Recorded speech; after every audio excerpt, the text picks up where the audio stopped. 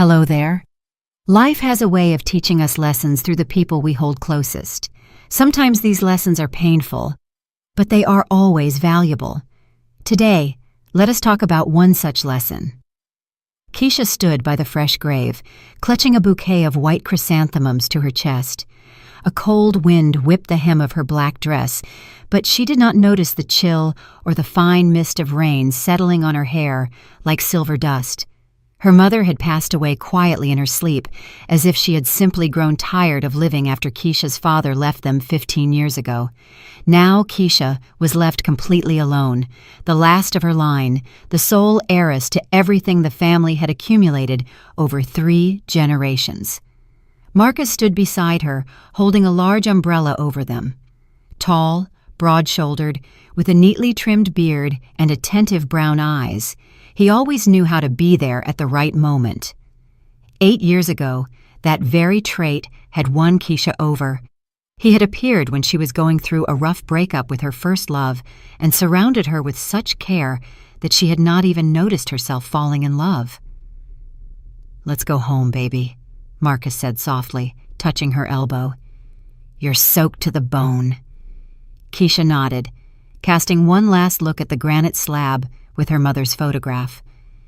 Eleanor Vance looked out from the oval portrait, calm and slightly sad, as if she knew something she hadn't had time to tell her daughter. It was warm inside the car. Marcus turned on the heated seats and some soft jazz. Keisha leaned back against the headrest and closed her eyes. "The lawyer called," Marcus began cautiously. "He says we need to come in this week to sign the paperwork." "Not now," Keisha asked. "Let me just be for a few days at least." "Of course, honey, of course." He covered her hand with his, and Keisha felt the familiar warmth. Marcus was always so reliable, understanding, and patient. Sometimes it seemed to her that she did not deserve him. The house welcomed them with silence. The 2-story colonial on the outskirts of town, which Keisha had inherited from her grandmother, looked lonely in the gray light of the rainy afternoon. Marcus helped her off with her wet coat, sat her in the armchair by the fireplace, and brought a blanket. "I'll make some tea." Keisha looked at the fire and thought about her mother. In recent months, they had seen each other rarely.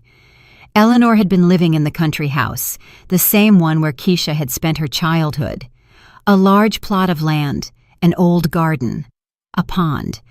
All of this now belonged to her, plus the condo downtown that her mother rented out, bank accounts, and stocks.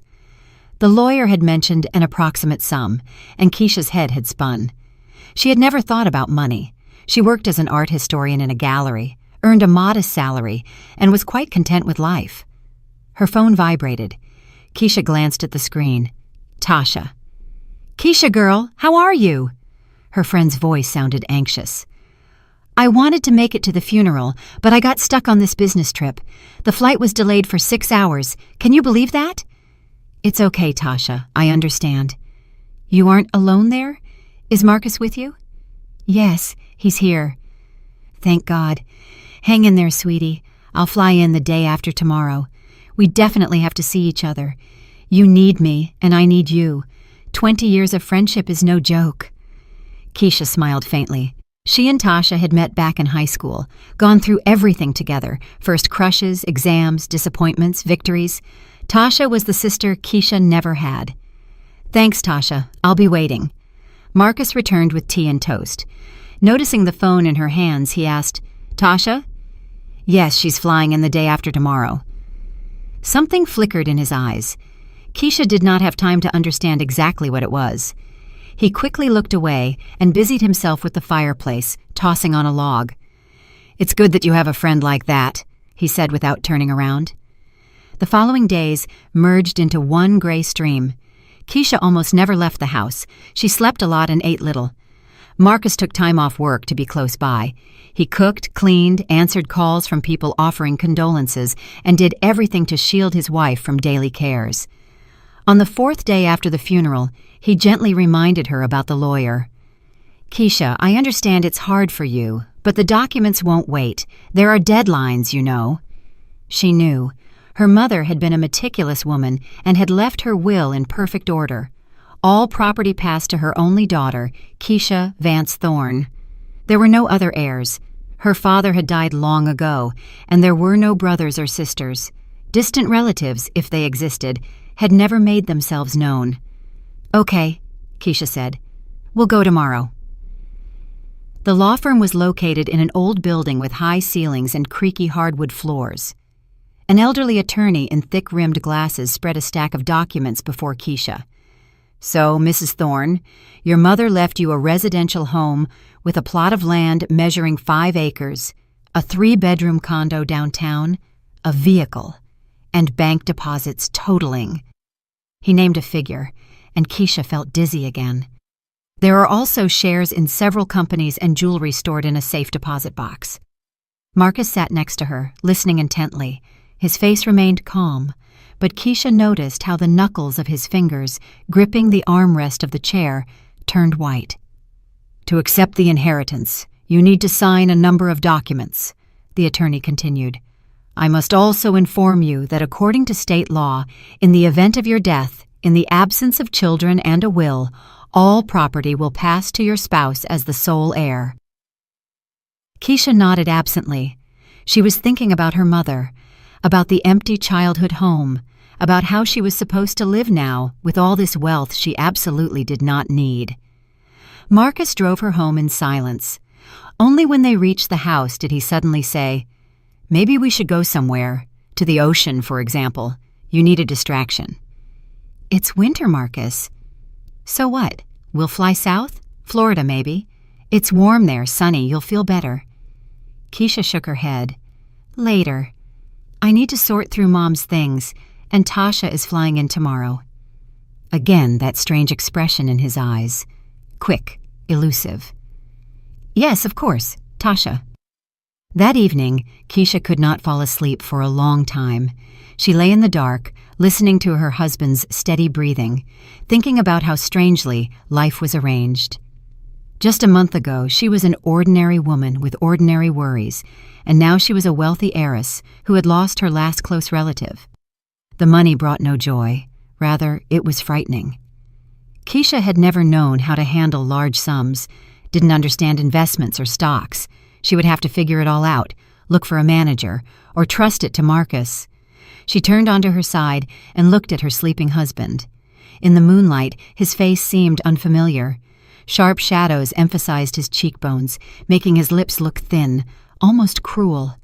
Keisha blinked, and the illusion vanished. Before her was Marcus again, her reliable, loving husband. She closed her eyes and fell into a restless sleep. Tasha appeared on the doorstep with a huge bouquet of lilies and a box of Keisha's favorite chocolates. Tall, slender, with a mass of curly hair and bright green eyes, she always looked as if she had just stepped off a magazine cover. Even after a long flight, her dark skin glowed, and her smile remained flawless. "Keisha!" She hugged her friend tightly, enveloping her in a cloud of expensive perfume. "Lord, I was so worried. That stupid plane. Then the connection was delayed. I almost lost my mind." Keisha buried her face in her shoulder, feeling tears welling up in her eyes. Next to Tasha, she didn't have to pretend to be strong. She could just be herself, confused, frightened, lonely. "Thank you for coming," she whispered. "Don't talk nonsense. How could I not come?" Marcus walked out of the kitchen, wiping his hands on a towel. "Tasha? Hey. Tea, coffee?" "Coffee, if it's not too much trouble. Black, no sugar." They went into the living room. Tasha sat on the sofa next to Keisha and took her hand. "Tell me, how are you holding up?" Keisha shrugged. "I don't know. Everything seems fine, and then this wave hits me. I wake up at night and realize she's gone and never will be here again." "I know, honey. I know." Marcus brought the coffee and placed the cup in front of Tasha. Their fingers touched for a moment, and Keisha noticed her friend quickly pull her hand away. Strange. Usually, Tasha behaved easily and naturally with Marcus, like an old acquaintance. "I'm going to the store," Marcus said. "You two surely need to talk. Girl stuff and all that." When the door closed behind him, Tasha noticeably relaxed. She leaned back against the sofa and sipped her coffee. "So, tell me about the inheritance. I heard there's a whole fortune involved. How do you know? Marcus texted me. We message sometimes. Tasha waved her hand dismissively. Just small talk. He asked when I was landing, told me about the lawyer. Keisha frowned. Marcus had never mentioned texting Tasha. Although, why not? They had known each other for years. Tasha was her best friend. It would be strange if they didn't communicate at all. Yes, Mom left a lot, she said. I didn't even imagine how much she had. She never talked about it. Eleanor Vance was a private woman. Remember how she surprised everyone when she sold that condo? Nobody knew she was even planning to. Keisha remembered. 5 years ago, her mother had suddenly sold the large apartment where the family sometimes stayed and moved to their country house for good. She explained it simply. She was tired of the city noise. She wanted silence and fresh air. The money from the sale, as it turned out, she had invested in stocks that had tripled in value over those years. Now all of this is mine, Keisha shook her head. I have no idea what to do with it. Live, Tasha smiled. Just live, travel, buy beautiful things. Don't think about money. Isn't that what we dreamed of when we were young? We dreamed of love and adventure, not money. Money gives you the freedom for adventure, silly. They talked until evening. Tasha spoke about her work. She organized large corporate events and was constantly flying around on business trips. Her personal life, as always, was turbulent and confusing. Another romance had ended in nothing. A new one hadn't started yet. I envy you, Tasha sighed. You have Marcus. Reliable, faithful, caring. They don't make men like that anymore. You'll find someone too. Keisha stroked her hand. You just need to wait. I've been waiting for 35 years. How much longer? Marcus returned with bags from the grocery store. He cooked dinner, shrimp scampi, Keisha's favorite dish. At the table, the conversation revolved around trivial things. The weather, the news, mutual acquaintances. Keisha watched her husband and friend trying to understand what was bothering her. They behaved impeccably politely, but there was some tension between them, like two people who know something important about each other and are carefully hiding it. After dinner, Tasha started getting ready to go to her hotel.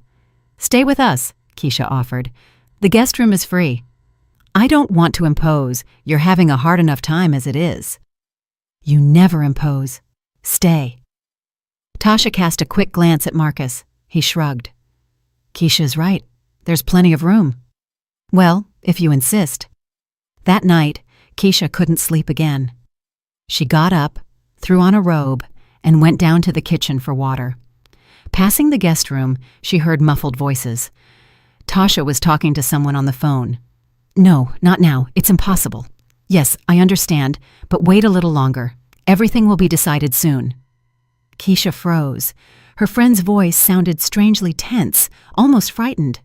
Who was she talking to at 3 a.m, and what was supposed to be decided soon? She quietly walked into the kitchen, trying not to make the floorboards creak. She poured water and stood by the window, looking out at the dark yard. Tasha probably just had some work problems. She organized events, after all. Something always went off plan there. Someone wasn't happy, something fell through. No need to work herself up. When she returned to the bedroom, Marcus wasn't in bed. Keisha stopped in the doorway, listening. The sound of running water came from the bathroom. She lay down and pretended to be asleep. Marcus returned a few minutes later, carefully lay down next to her, trying not to wake his wife. He smelled of mint toothpaste and, for some reason, cigarette smoke. Strange, he had quit smoking 3 years ago. In the morning at breakfast, everything was as usual. Tasha joked, Marcus smiled. Keisha drank coffee and thought that it was time to snap out of this numbness. Life goes on, and she needed to do something with it. I want to go to Mom's country house, she said. To sort through her things? I can't put it off any longer.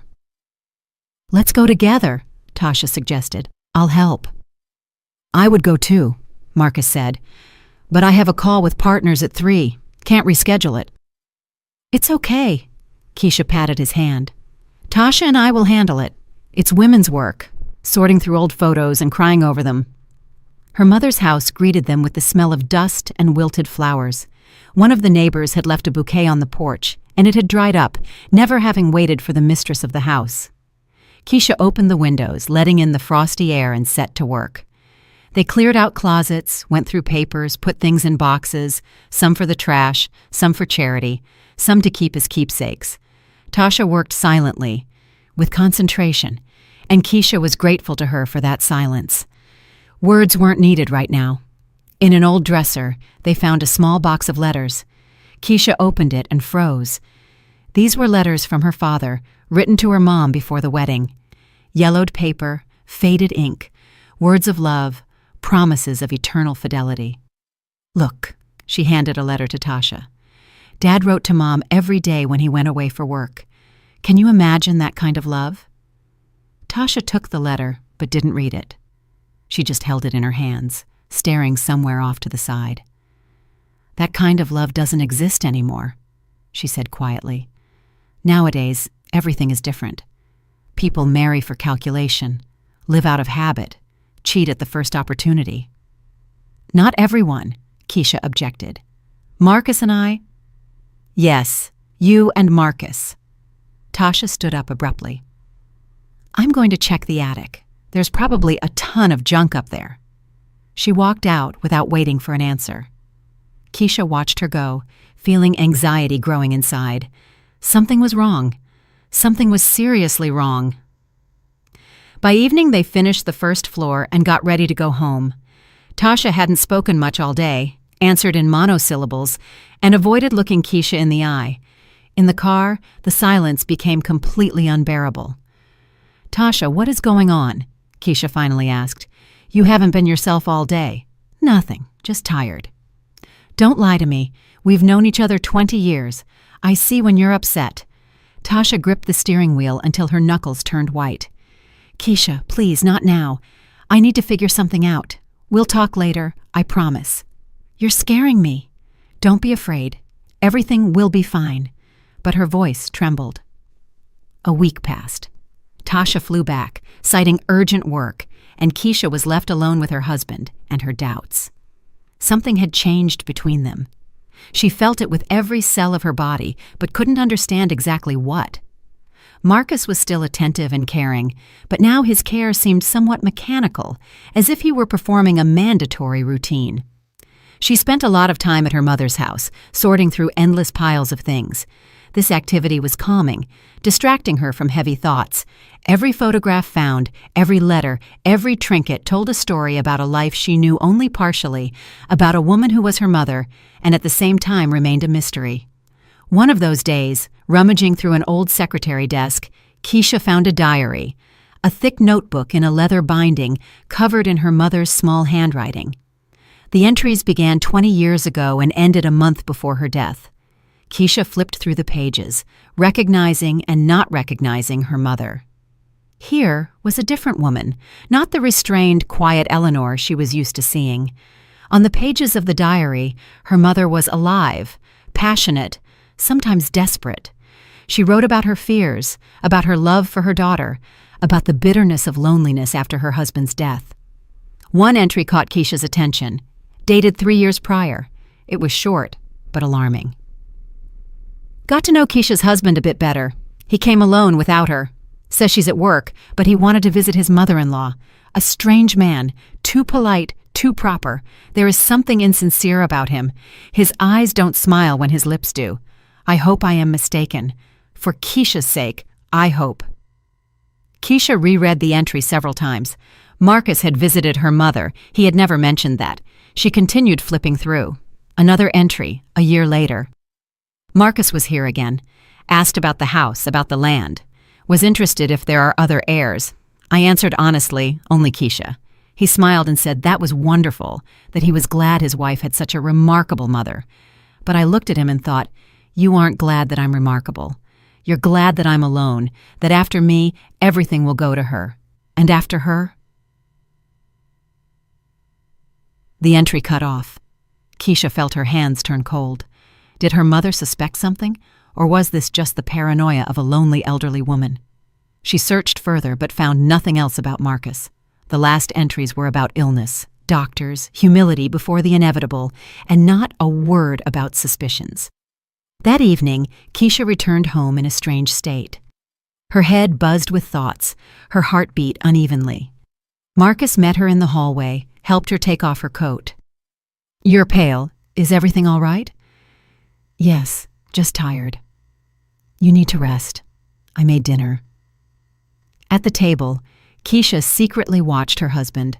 She watched how he cut his meat, how he brought the fork to his mouth, how he wiped his lips with a napkin. She looked for what her mother had seen: insincerity, falseness, calculation. But she saw only the familiar face, familiar gestures of a familiar person. "I'm going crazy," she thought. "Grief is making me paranoid." "By the way," Marcus said, "we need to resolve the issue with Mom's house. Are you planning to sell it?" "I don't know. Haven't thought about it yet." "Maybe you should. Maintaining 2 houses is expensive and a hassle, and the money could be invested in something profitable." "For example?" He shrugged. "There are various options. I can consult with my financial advisor." "You have a financial advisor?" "Well, yeah. I don't tell you about all my business." That sounded sharper than usual. Keisha looked up and met his gaze. Cold, evaluating. For a second, it seemed to her that a stranger was sitting before her. "Sorry," he softened immediately. "Didn't mean to be rude. I'm just thinking about our future. About your future. I want everything to be good for you." "For us," Keisha corrected. "Good for us." "Yes, of course, for us." At night, she lay awake again, listening to her husband's quiet breathing. Thoughts tangled, crawled over each other. Her mother's diary, Marcus's strange visits, Tasha's tense behavior. It all added up to some kind of picture, but Keisha couldn't quite see it whole. The phone on the nightstand lit up silently. A message. Keisha carefully picked it up and looked at the screen. It was Marcus's phone. They were lying close, and she had confused them in the dark. A message from Tasha. "I can't take this anymore. Call me when you can." Her heart stopped. Keisha looked at the screen, afraid to breathe. Why was Tasha texting her husband at 3 in the morning? What were they talking about? What was it she couldn't take anymore? Marcus stirred in his sleep, and Keisha quickly put the phone back.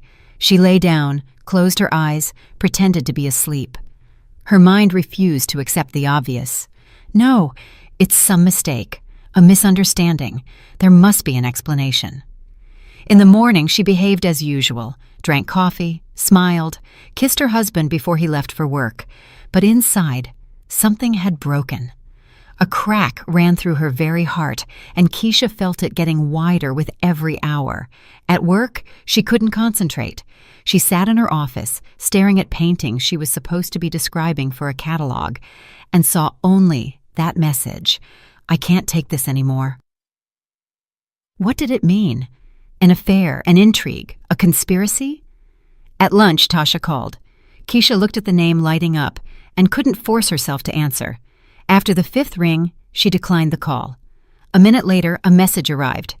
"Keisha, sweetie, we need to talk. Urgent. Call back, please." She didn't call back. That evening, Marcus suggested going out of town for the weekend. "Let's rent a cabin in the mountains," he said. "Just you and me. Fresh air, fireplace, silence. You need to unwind." "I was thinking of sorting through the rest of Mom's things." "That can wait. You are more important." He took her hand, and Keisha looked at their intertwined fingers. For 8 years she had held this hand. For 8 years she had believed this man. Could it all have been a lie? "Okay," she said. "Let's go." A plan matured on its own. She would go with him, be close, observe, search for the truth, and then she would decide what to do. They left on Saturday morning. Marcus drove. Keisha looked out the window at the fields rushing by, covered in the first snow. A beautiful landscape, a peaceful picture. And inside, fear, cold, sticky, unrelenting.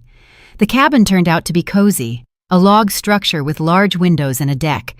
Marcus lit the fireplace, took out some wine. Everything like in a romantic movie, perfect scenery for a perfect lie. "To us," he raised his glass. "To our future." Keisha clinked glasses with him and took a sip. The wine was tart, with a bitter aftertaste. "Marcus," she said, "are you happy with me?" He looked at her in surprise. "Of course. Why do you ask? Just sometimes it seems to me that I don't know you, that in 8 years you remain a mystery to me." "All people are mysteries." He smiled. "That's what makes life interesting." "Do you love me?" A pause, short, almost imperceptible, but Keisha caught it.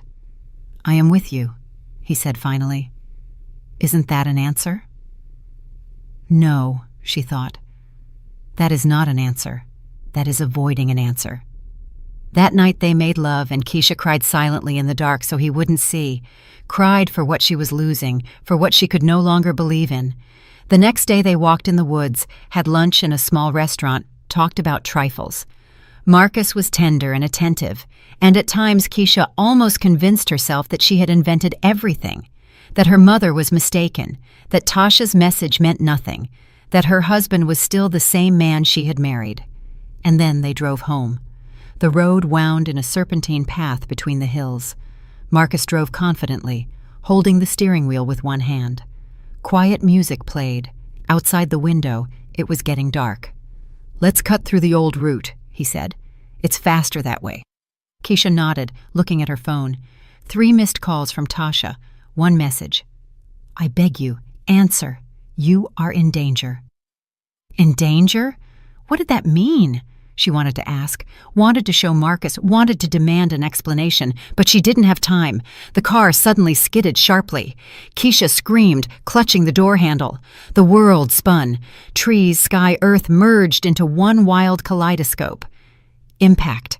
The screech of metal. Pain, sharp, blinding, and darkness. The first thing Keisha felt was cold. Piercing, burning cold penetrating through her clothes, through her skin, to her very bones. Then came the pain, dull, throbbing, spreading throughout her body. She tried to move, but her body didn't obey. Where was she? What happened? Memory returned in fragments. The road, the winding path, the car skidding, the impact, accident.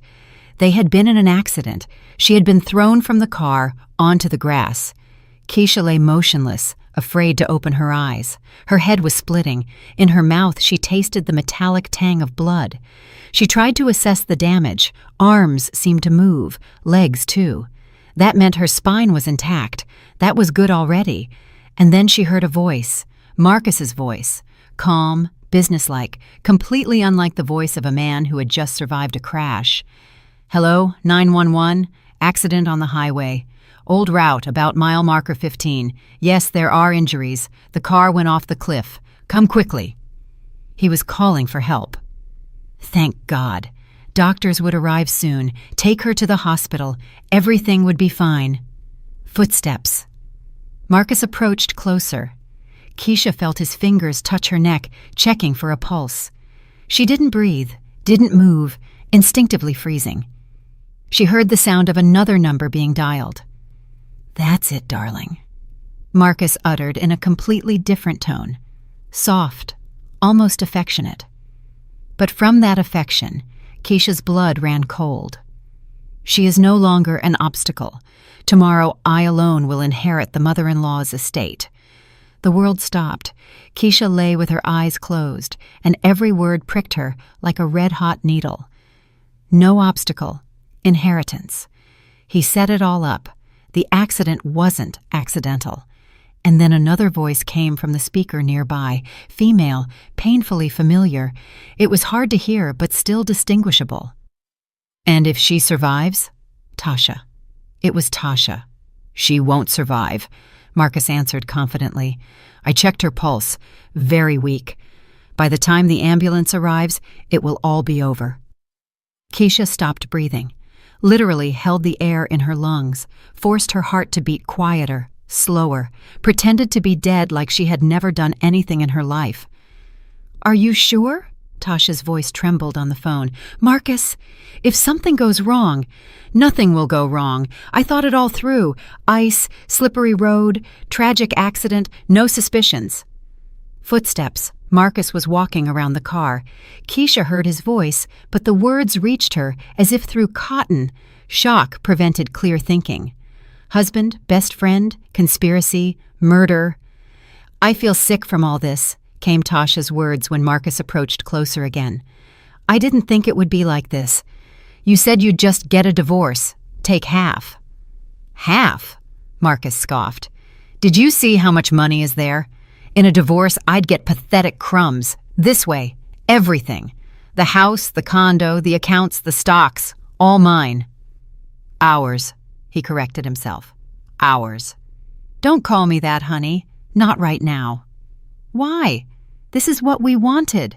3 years I waited for this moment. 3 years I played the role of the ideal husband, tolerated this naive fool with her eternal talks about art and feelings." Naive fool. That's who she had been to him all these years. Not a wife, not a beloved, just a means to an end. "The police will be there soon," Tasha said. "You need to—" "I know, I'm hanging up. We'll talk later." "Yes, I'll call when it's all over." Footsteps receded. The car door slammed. Marcus walked away. Keisha lay motionless, feeling a tear run down her cheek. She couldn't stop it, couldn't even wipe it away, only hoped Marcus wouldn't notice. He returned, leaned over her again.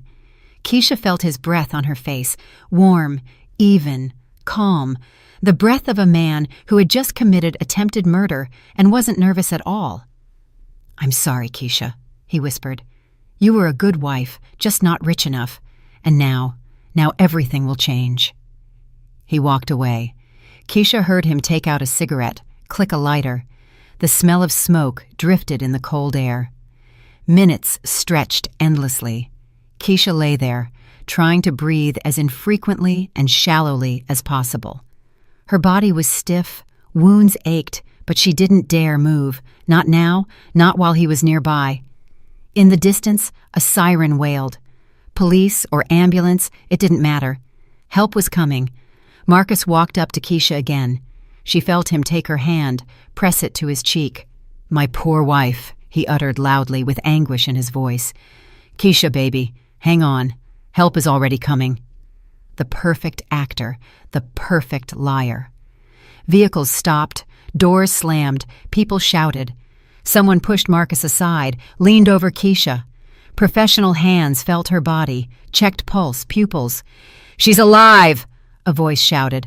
"Pulse is weak, but it's there. Stretcher, quick!" Keisha allowed herself to exhale, allowed herself to live. She was loaded into the ambulance. Doctors bustled around, set up an IV, measured blood pressure. Marcus tried to climb in after her, but he was stopped. "You're injured. You need help too." "I'm fine. That's my wife. I have to be with her." "You'll ride in the second ambulance." "Don't worry, we'll take care of her." Doors closed. The vehicle started moving. Keisha lay with her eyes closed and thought, feverishly, confusedly, desperately. What to do? How to get out of this nightmare? She knew the truth. She knew her husband wanted to kill her. She knew her best friend was his accomplice. But how to prove it? Her word against theirs. No witnesses, no evidence. In the hospital, she was examined. Concussion, multiple bruises, cracked rib. Serious, but not fatal. "You got lucky," the doctor said. Keisha nearly laughed. Lucky. Her husband had just tried to kill her. Marcus appeared an hour later, with a bandaged head and a scratch on his cheek. Light injuries, practically nothing. Of course, he knew there would be a crash. He prepared, was buckled in, unlike her. He knew about her careless habit of riding without a seatbelt in the passenger seat, especially when it wasn't far. "Keisha!" He rushed to her bed, grabbed her hand. "Thank God you're alive. I was so scared when the car skidded. Thought I'd lose you." She looked at him and saw a stranger, a man she had never actually known. 8 years of marriage, thousands of days and nights together, and all of it was a lie. Every word, every gesture, every kiss. "What happened?" she asked in a weak voice. "I don't remember." Black ice. The car skidded on the turn. "I lost control. We flew off the road. Forgive me, baby. It's my fault." The tears in his eyes looked so real. His voice trembled so sincerely.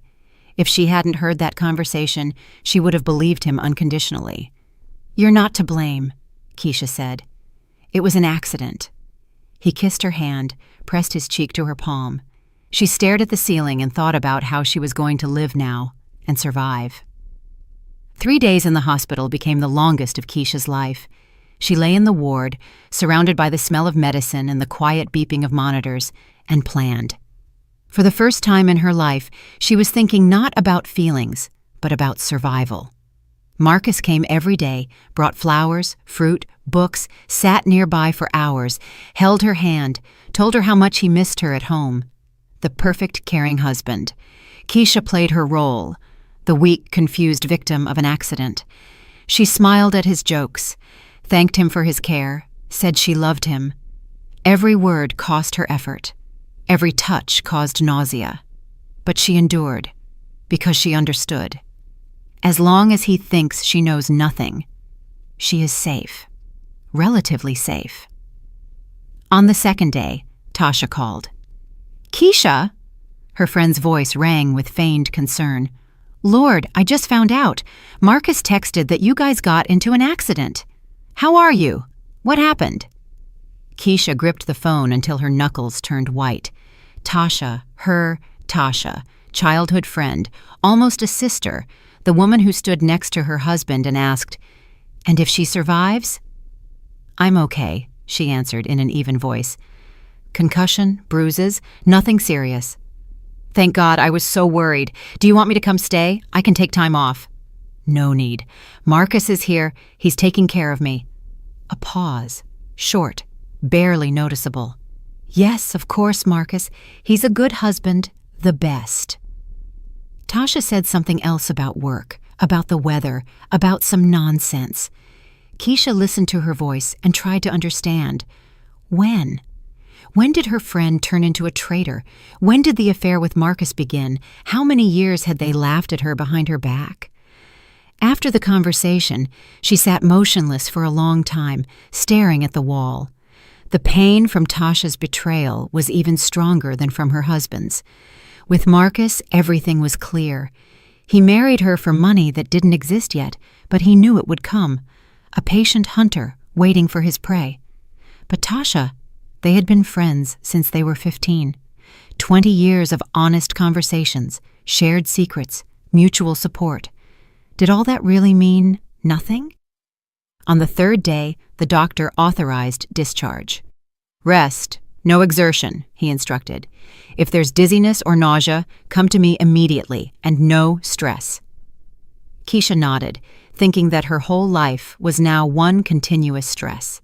Marcus picked her up from the hospital in a new car, a rental, while their wrecked vehicle was in for inspection. The whole way home, he was especially tender and attentive. "I prepared your favorite room," he said. "Bought new bedding, soft cotton, and ordered grocery delivery so you wouldn't have to cook." "Thank you. You just need to rest and recover. I'll take care of everything else." Everything else, including the inheritance he intended to get. At home, Keisha first asked to shower, locked herself in the bathroom, turned on the water, and finally allowed herself to cry. Tears flowed down her cheeks, mixing with the hot streams, and she bit her lip so as not to scream out loud. Then she cried herself out, washed with cold water, and looked at herself in the mirror.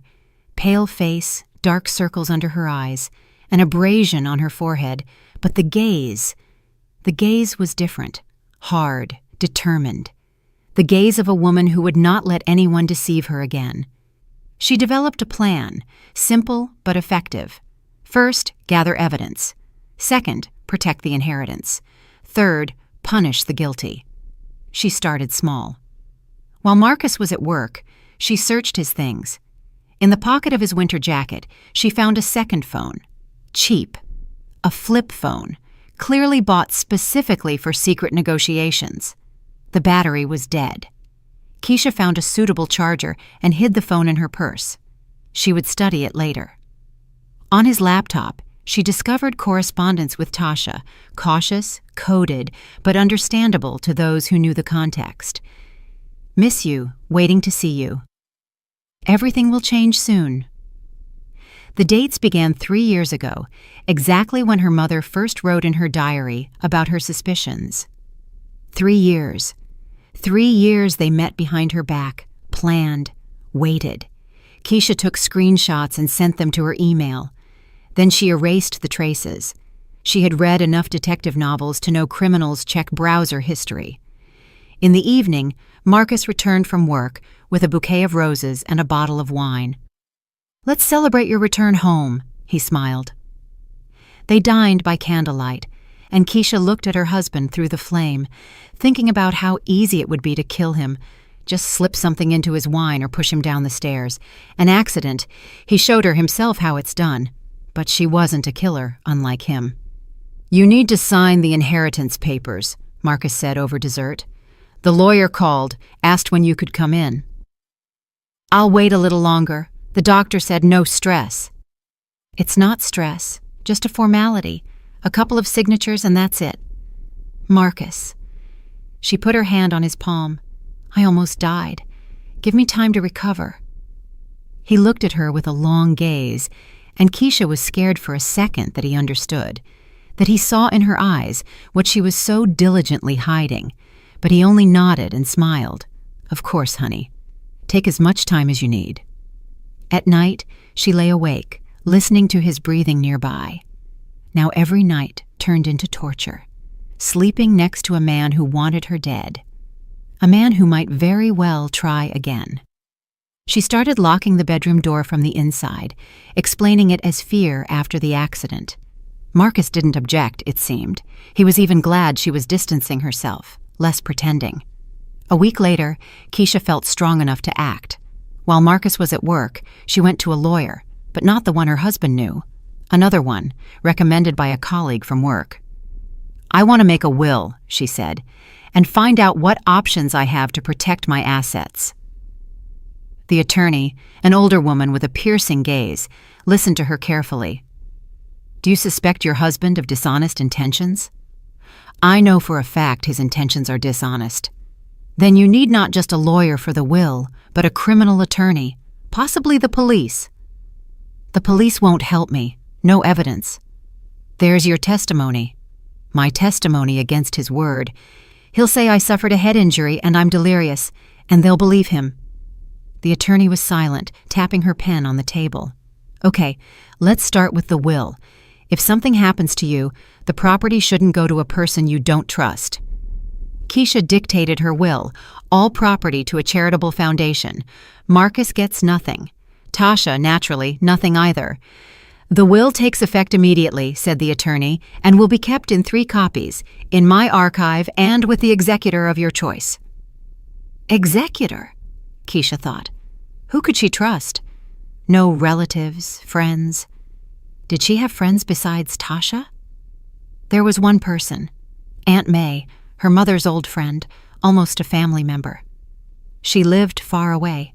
They saw each other rarely, but Keisha knew she could rely on her. "May Galloway," she said, and dictated the address. Leaving the lawyer's office, Keisha felt a strange relief. The first step was taken. Now, whatever happened, Marcus wouldn't get anything. His plan had failed, even if he didn't know it yet. But that wasn't enough. She wanted justice. She wanted him to pay for everything, for the lies, for the betrayal, for the attempted murder, and Tasha, too. Keisha got into the car and took out that flip phone she found in her husband's jacket. The battery was charged, the screen glowed. She opened the contact list. There was only one name. V. Vixen. Tasha. Or someone else. She opened the messages and started reading. The messages on the phone opened Keisha's eyes to the scale of the betrayal. V was Tasha. Foxy. That's what Marcus called her in the texts. An affectionate nickname. Intimate. Belonging only to the two of them. Keisha read and felt something dying inside. 3 years of correspondence, declarations of love, plans for the future, complaints about a boring life with Keisha. Marcus wrote about her with contempt, called her a mother hen, a gray mouse, a burden he had to tolerate. Tasha played along, adding her own barbs. "Don't understand how you deal with her, my poor baby. It'll all be over soon." Soon it will all be over. This phrase was repeated again and again, especially often in recent months after Keisha's mother became seriously ill. They waited for Eleanor Vance to die so Keisha would inherit, and then Keisha found a message sent a week before the accident. She signed all the papers, now officially a rich heiress. Time to act. And Tasha's reply, "Are you sure? Maybe wait a bit more." Wait for what? Every day is a risk. What if she decides to make a will, or God forbid gets pregnant? Then everything gets complicated. Okay, I trust you. Love you. Love you, Foxy. Soon we'll be together forever. Keisha put the phone down. Her hands were shaking so hard she couldn't hold it. Gets pregnant. They were afraid she would get pregnant because then an heir would appear and the plan would collapse. She remembered how 2 years ago she spoke to Marcus about children. He smiled, nodded, said, "Of course, honey, but let's wait a little longer. Get on our feet, save some money." She believed him, thought he was just cautious, responsible, wanted to give the future child the best, and he was just stalling. Now she had evidence, correspondence, messages, murder plans. All this was stored in a small flip phone, but it wasn't enough. A good lawyer could challenge the authenticity of the correspondence, accuse her of fabrication. Something else was needed. Keisha hid the phone in a safe place, a bank safety deposit box she opened in her name. She put a copy of the will and a flash drive with screenshots of the correspondence from Marcus's laptop there too. Now, even if something happened to her, the evidence would remain. In the evening, she called Aunt May. "Keisha, baby," the familiar voice rejoiced. "It's been so long since you called. I heard about Eleanor. Lord rest her soul. I wanted to come to the funeral, but my legs just don't hold me up. Doctors won't let me travel." "I know, Aunt May. Mom told me. How are you feeling?" "Little by little, child, little by little. And how are you? Is that Marcus of yours taking care of you?" Keisha closed her eyes. Aunt May was the only person who remembered her from childhood, the only one she could trust. "Aunt May, I need to talk to you, not on the phone. Can I come over?" A pause, then an anxious voice. "What happened, Keisha? You're scaring me." "I'll come. I'll tell you. Tomorrow, okay?" Aunt May lived 4 hours away in a small town by a lake. Keisha left early in the morning, telling Marcus she was going to the doctor and then shopping. "Don't overexert yourself," he warned. "You still need rest."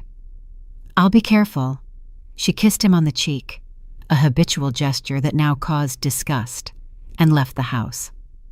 She drove the rental car carefully, constantly checking the mirrors. Paranoia possibly, but better paranoia than death. Aunt May's house stood on the edge of town, old wooden, with carved window frames and a snow-covered front yard. The hostess met Keisha on the porch, wrapped in a down shawl. "Come in, child, come in. Tea is already ready." At the table in the warm kitchen, smelling of peach cobbler, Keisha told everything. From the very beginning, Mother's diary, Tasha's message in the middle of the night, the accident, the overheard conversation, the found phone. She spoke for a long time, stumbling, sometimes stopping to catch her breath. Aunt May listened silently, not interrupting, only shaking her head and wiping her eyes with a handkerchief from time to time. "Your mother felt it," she said finally. "She told me, 'May, I don't like this Marcus. His eyes are no good.' I waved it off saying, 'You're exaggerating. He's just a man like any other.' And she kept insisting, 'Look after Keisha if I'm gone.' So here I am looking after you now. Aunt May, I named you executor in the will. If something happens to me, bite your tongue. Nothing will happen to you. If it happens," Keisha continued firmly, "you will get access to the safety deposit box. All the evidence is there. Take it to the police. Let justice triumph at least posthumously. Aunt May took her hands in her wrinkled, warm ones, smelling of cinnamon. "Keisha, baby, maybe you should leave, hide somewhere. I have distant kin down south. Nobody will find you." "No, I won't hide. I want him to answer for everything." "But how? You said yourself the police won't believe it." Keisha sipped her tea, gathering her thoughts. "I have a plan. Risky, but it's the only way." She laid out her idea. Aunt May listened, eyes wide. "Have you lost your mind? That's dangerous." "I know, but there's no other way." "And if it doesn't work?" "Then at least I tried." On the way back, Keisha drove in thought. The plan was crazy. She understood that, but there was nowhere to retreat. Marcus had already tried to kill her once. Sooner or later he would try again. She read about it in the texts. If it doesn't work the first time, we wait and try again. The main thing is patience. Patience. She had patience too. 8 years she had tolerated being next to a man she considered a loving husband. Now she would tolerate a little more, exactly as long as needed for retribution. Returning home, she found Marcus in the living room. He was talking on the phone and, upon seeing his wife, quickly said goodbye. "You're early," he said. "How is the doctor?" "Everything is good. Says I'm recovering normally." "Wonderful. Maybe then tomorrow we can go to the lawyer? The documents are waiting." Keisha smiled that very smile she practiced all the way from Aunt May's. "Yes, I suppose it's time to finish with the formalities." Something flashed in his eyes. Surprise? Joy? Suspicion? Keisha couldn't tell. "Excellent," he nodded. "I'll call the lawyer. Arrange a time." "Arrange it." She went up to the bedroom, closed the door, and allowed herself to exhale. The game had begun. Now the main thing was not to make a mistake. That night she dreamed of her mother. Eleanor Vance stood in the middle of the old garden, among snow-covered apple trees, and looked at her daughter with her calm, all-knowing gaze. "You'll handle it, Keisha," she said. "You are stronger than you think." Keisha woke up with cheeks wet from tears. Outside the window, it was getting light. A new day, the day when everything would start to change. She got up, showered, put on makeup with special care.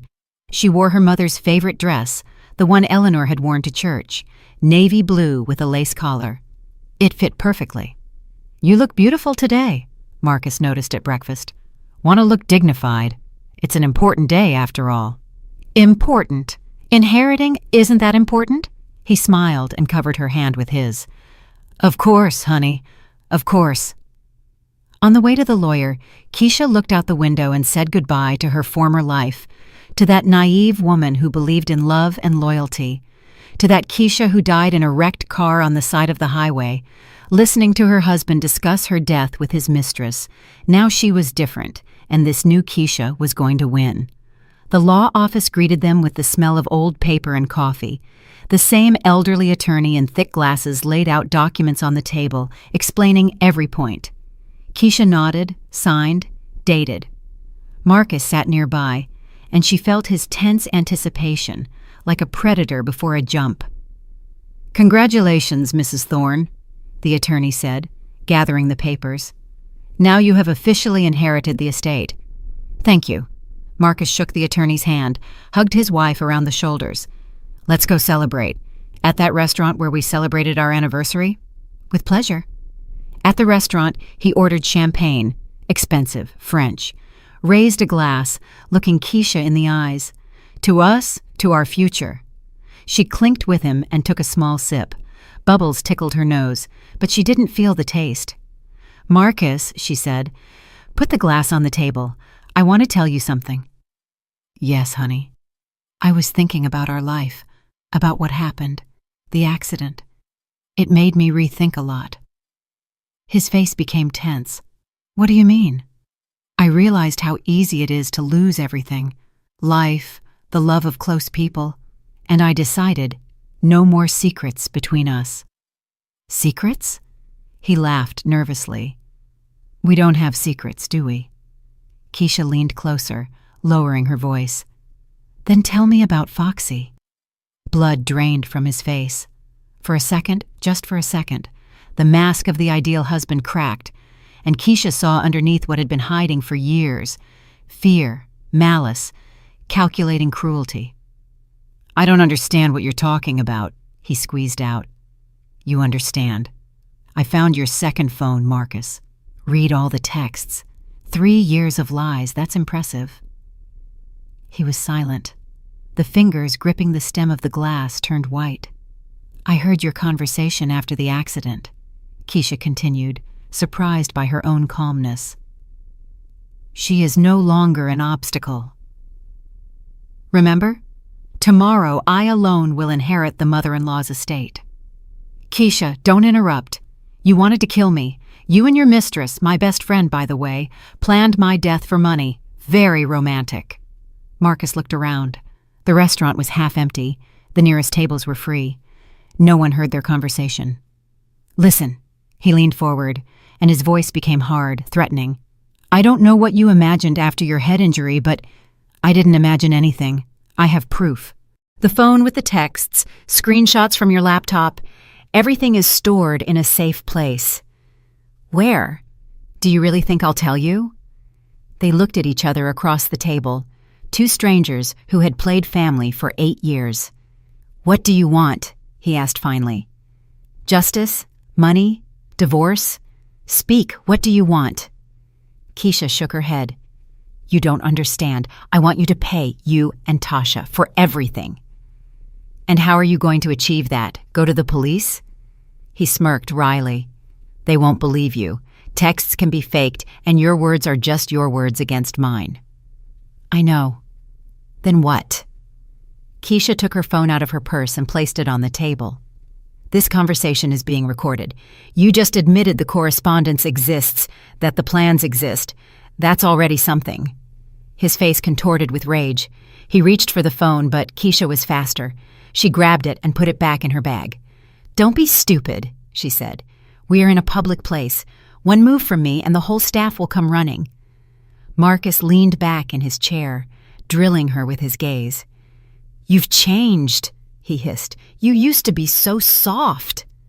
"Before I didn't know my husband wanted to kill me. And what now?" "Now we will play by my rules."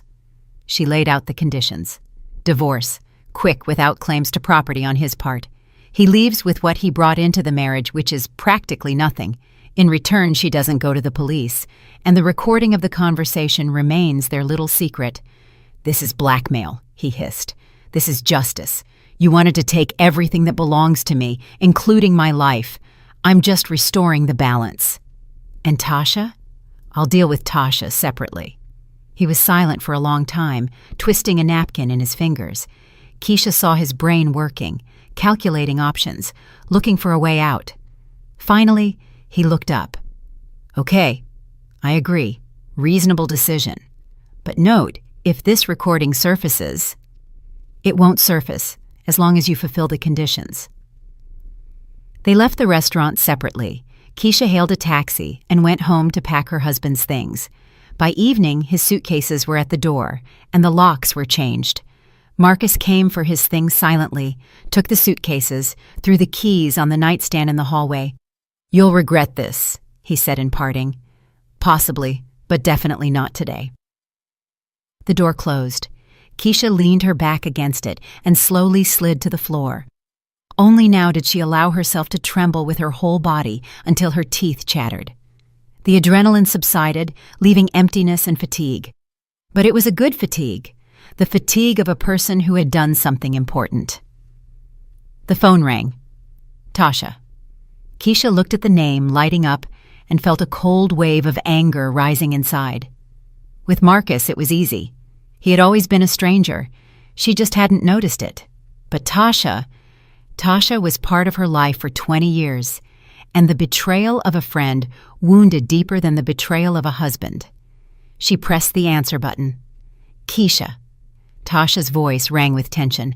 "Marcus told me everything. We need to talk." "Come over," Keisha said. We'll talk." Tasha appeared in an hour. Apparently, she had been nearby for a long time, even though she didn't say so. No makeup, hair disheveled, in a hastily thrown-on coat, Keisha saw her like this for the first time. Usually perfect, collected, confident.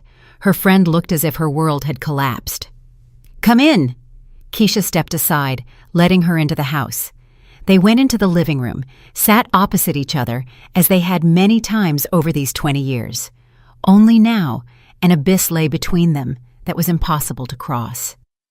"Keisha," Tasha began, "I know what you're thinking. You don't know what I'm thinking. You don't know me at all, as it turns out, and I don't know you either." "That's not true. We've been friends since childhood. You're like a sister to me." "Sisters don't sleep with each other's husbands. Sisters don't plan murders." Tasha flinched as if from a slap. "I didn't want to. It's all Marcus.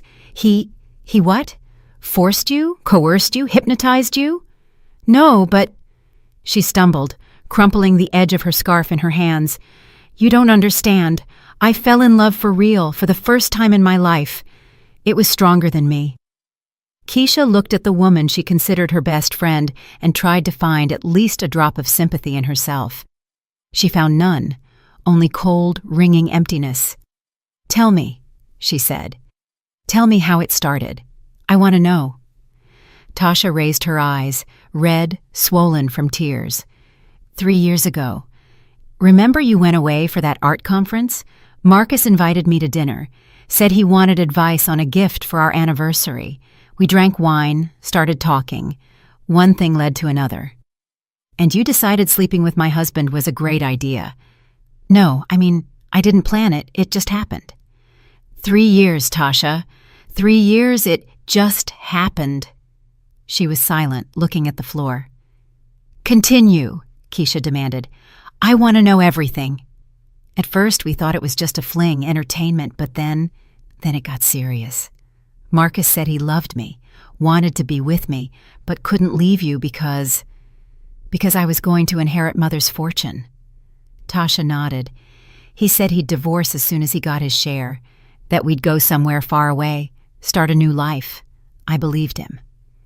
And then your mother died, and it turned out the inheritance was much bigger than he thought.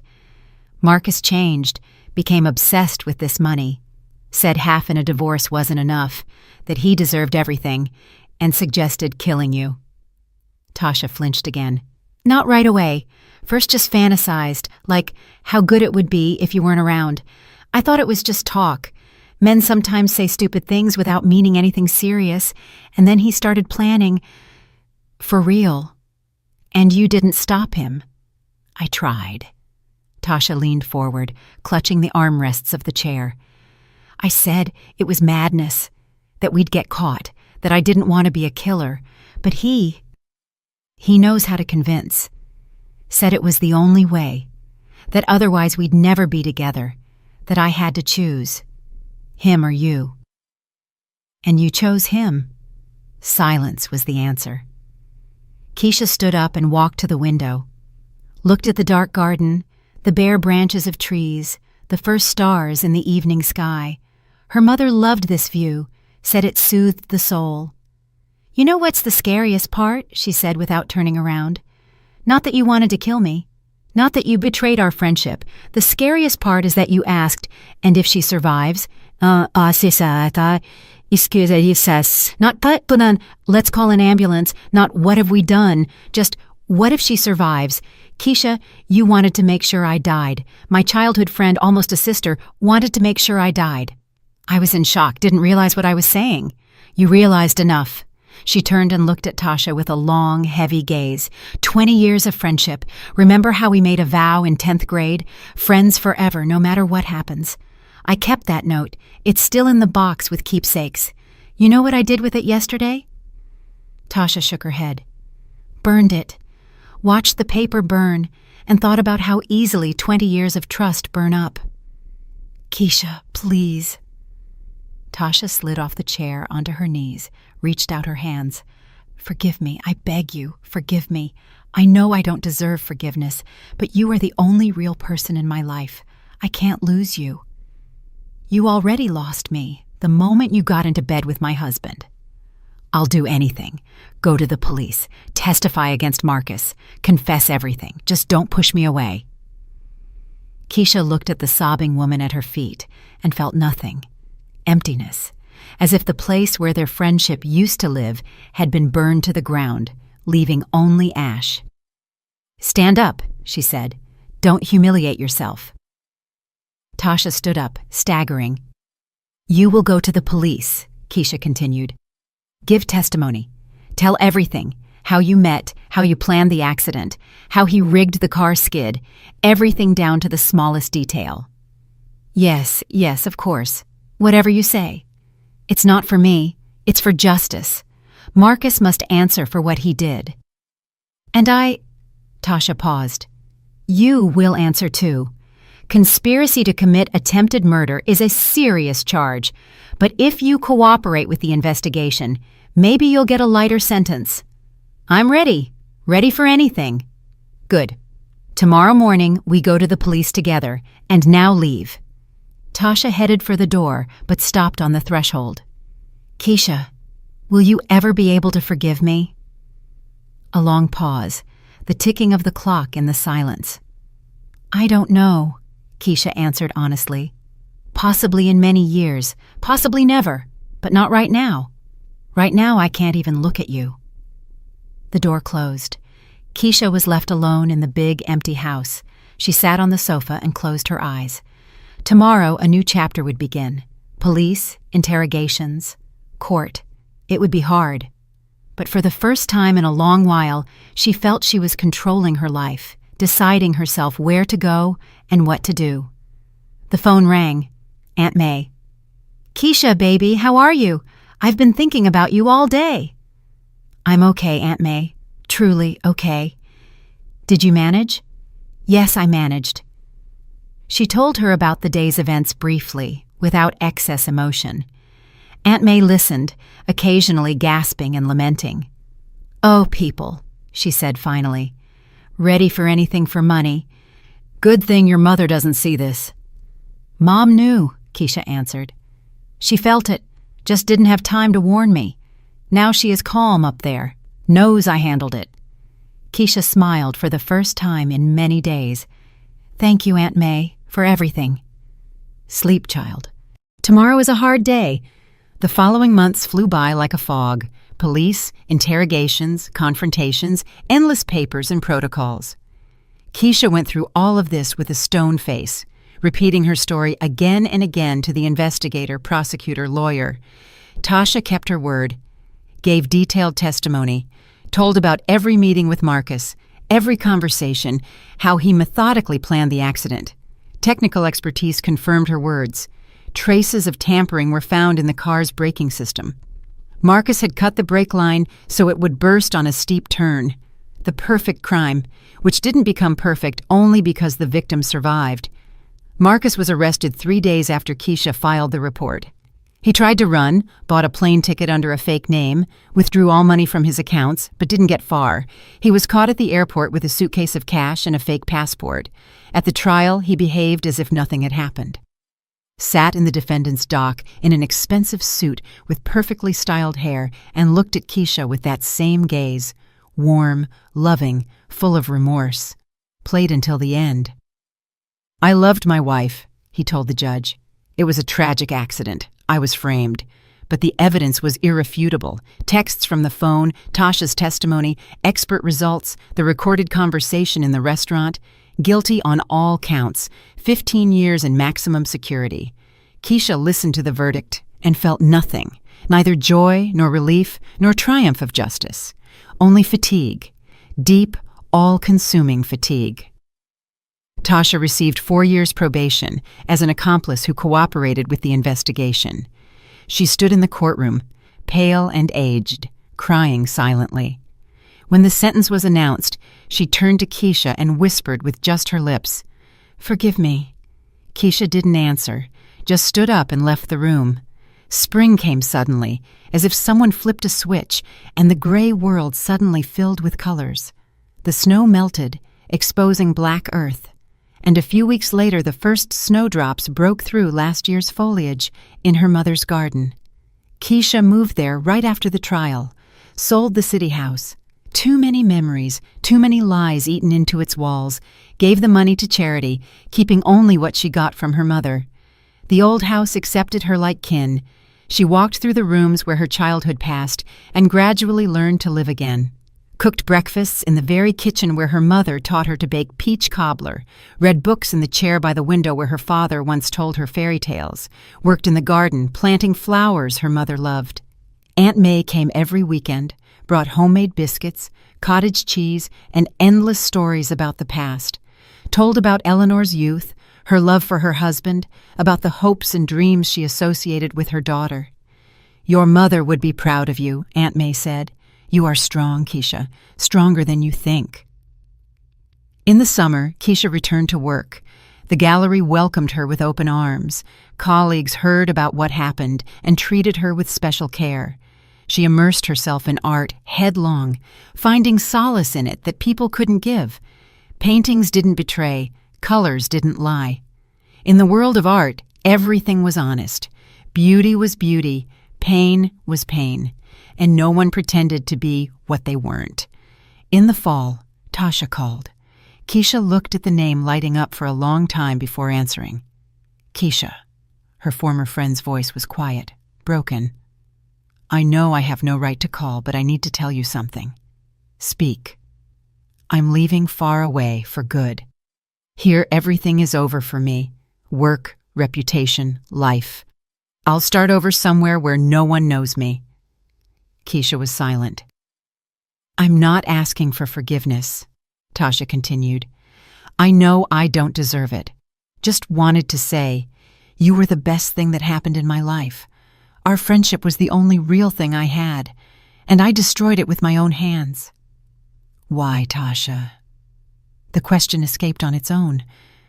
"Why did you do it?" A long pause, then a heavy sigh. "Because I was a fool. Because I believed the fairy tale he told me. Because I envied you, your family, your house, your calmness. You always had everything right, and I was a mess. And when Marcus said he loved me, I grabbed onto it like a drowning woman to a straw." "He didn't love anyone, only money. I know now, I know." Silence again. Keisha listened to the breathing in the receiver and thought about how much they had been through together. School years, first crushes, adult disappointments, 20 years of shared history, and all of it crossed out by one betrayal. "Goodbye, Tasha," she said finally. "Goodbye, Keisha. Be happy. You deserve it." The connection cut off. Keisha put the phone down and went out into the garden. The leaves had already turned yellow. The wind carried the smell of smoke and damp earth. Autumn, a time to let go. She let go. A year passed, then another. Life gradually filled with new meaning. Keisha opened a small art school for children from low-income families with the money left from her mother. Named it after Eleanor Vance. Every day she came to the bright classroom that smelled of paint and children's laughter and taught little ones to see the beauty of the world. One winter evening, sorting through her mother's old things, she found a letter, a sealed envelope with the inscription, "Keisha, when I am gone." Her hands shook when she opened the envelope. Familiar handwriting, the smell of Mom's perfume ingrained in the paper. "My beloved daughter," wrote Eleanor Vance. "If you are reading this letter, it means I am no longer around. Don't cry for me. I lived a good life and leave peacefully. I want to tell you what I didn't dare say in life. I always believed in you, in your kindness, in your strength, in your ability to love. These qualities are the most valuable thing you have. Guard them. The world won't always be kind to you. People may betray, deceive, cause pain. But don't let this break you. Don't let evil win. Remain yourself. That bright girl I rocked in my arms 35 years ago. I love you, always loved, and will love from where I am now. Your mom." Keisha read and cried, for the first time in many months, not from pain, not from grief, from love.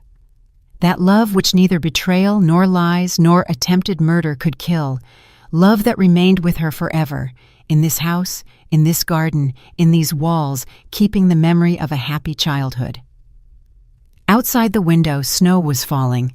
Keisha sat in the chair by the fireplace, clutching her mother's letter to her chest, and for the first time in a long while felt peace, real deep peace. She survived. She won.